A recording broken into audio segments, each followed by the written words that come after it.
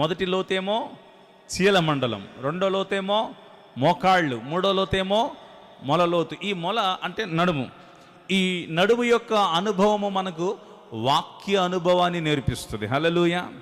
మొదటేమో మారు మనసు, రక్షణ, బాప్తిసపు అనుభవాలు కలిగి ఉండాలి చీల మండలంలో 3వ వచనంలో. 4వ వచనంలో మొదటి విషయమేమో 2వ వచనం మన మోకాళ్ళ అనుభవము కలిగి ఉండాలి, మోకాళ్ళ వరకు లోతు ప్రార్థన అనుభవాన్ని కలిగి ఉండాలి.